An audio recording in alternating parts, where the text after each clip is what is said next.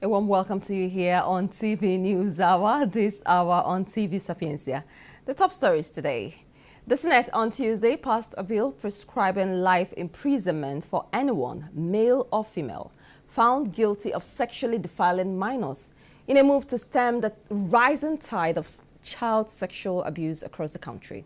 Around 20 million people in India's capital woke up today Wednesday breathing the most polluted air of any major city in the world, a day after celebrations for the Diwali festival, during which revelers typically set off fireworks and firecrackers.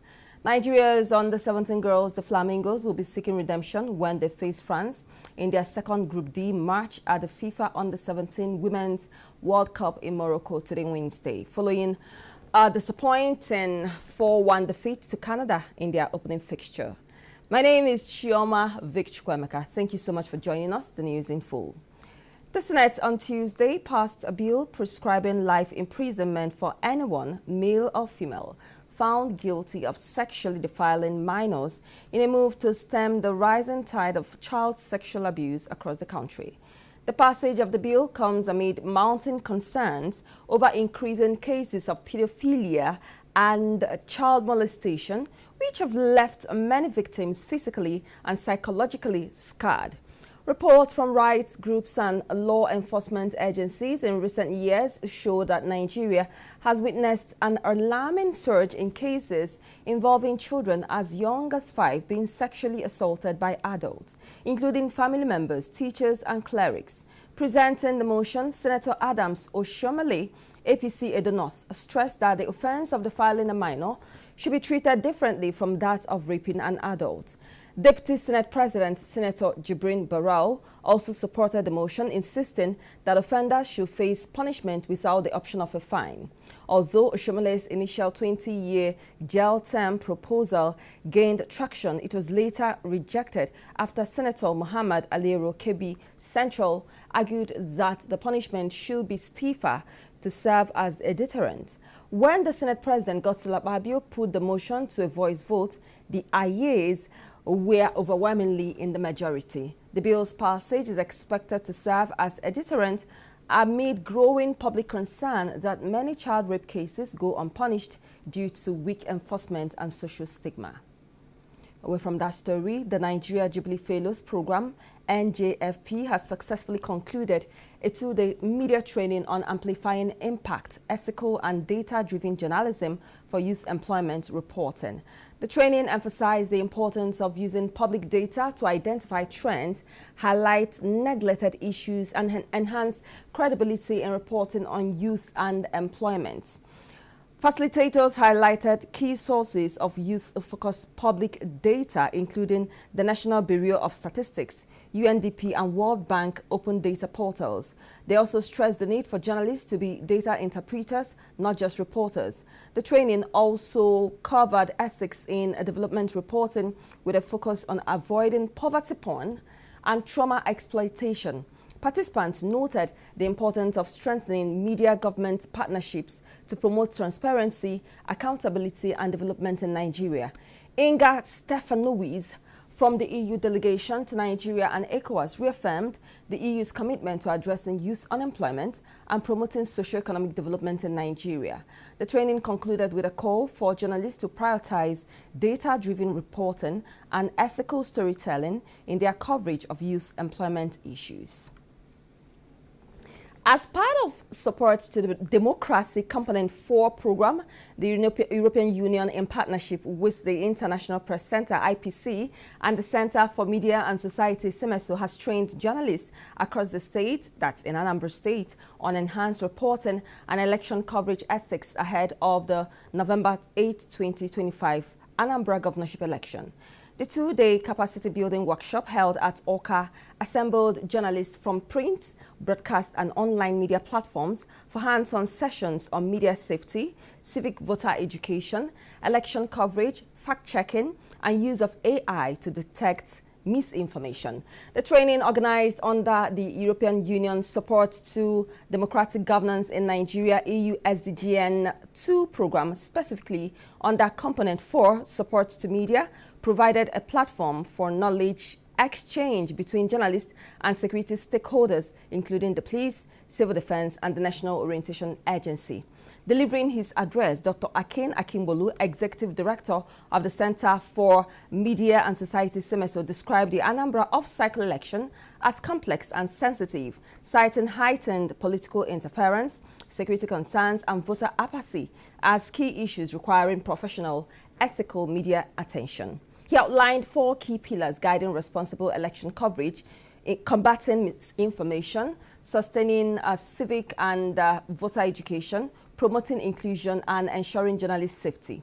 Also speaking, Mr. Lanre Arogundade, Executive Director of the International Press Center, urged journalists and stakeholders to uphold the principles of fairness, access, and accountability in election coverage.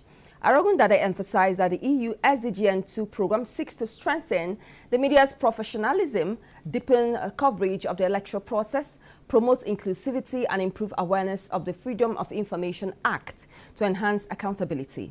Critical stakeholders who made contributions at the event include Jake Epele, founder, CEO of TAF Africa, DSP Tochukwu Ikenga, Police Public Relations Officer, Mr. Edwin Okadibo, spokesman of the Nigeria Security and Civil Defense Corps, Mr. Edozie Ajebu, State Director of NOA, Professor Angela Wanmo of Chukwuemeka Odumegwu University, and Dr. Njide Ezonye-Jiako of Nnamdi Azikiwe University, Awka. The high point of the workshop was the breakout session for print and broadcast journalists, where participants engaged in case studies and discussions aimed at building their capacity for ethical reporting. We'll take a break right now.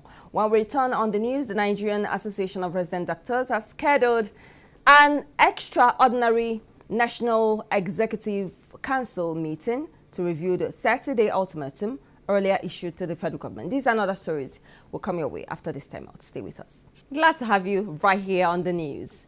We move to health. The Nigerian Association of Resident Doctors, they've scheduled an extraordinary National Executive Council meeting to review the 30-day ultimatum earlier issued to the federal government. In a notice obtained by newsmen yesterday, Tuesday, addressed to the National Officers Committee, caucus leaders, center presidents, and general secretaries, the union said the meeting will be held virtually on Saturday, October 25, 2025. The agenda of the meeting, according to the notice, is to review the ultimatum and evaluate the government's response to the association's unresolved demands. The outcome of Saturday's ENEC meeting is expected to determine whether the association will proceed with further industrial action, that is strike. NARAD had on September 26 given the federal government a 30-day ultimatum to meet a series of outstanding welfare and policy demands affecting its members. NARAD noted that resident doctors and medical officers across the country continue to endure excessive and unregulated work hours spanning several consecutive days, which endanger both their health and patient safety. The association also raised concern over the non-payment of the outstanding 25% and 35% upward review arrears of commerce, which should have been settled by the end of August 2025, despite several engagements with the federal government. Away from that, we move to India, where we heard that around 20 million people in India's capital woke up today, Wednesday, breathing the most polluted air of any major city in the world, a day after celebrations for the Diwali festival, during which revelers typically set off fireworks and firecrackers. As of Wednesday, New Delhi's PM 2.5 concentration, a measure of pollutants in the air, was more than 40 times the World Health Organization's annualized guideline level, according to Swiss Air Quality, that's a quality air monitoring company, that's the IQ Air. New Delhi grapples with severe year-round pollution, but the winter months are typically worst, when millions of farmers in surrounding regions burn stubble in their fields to clear the way for the next crop year. Away from India, we move right now to sports. Nigeria's under-17 girls, the Flamingos, will be seeking redemption when they face France in their second Group D match at the FIFA Under-17 Women's World Cup in Morocco. It will be happening today, Wednesday.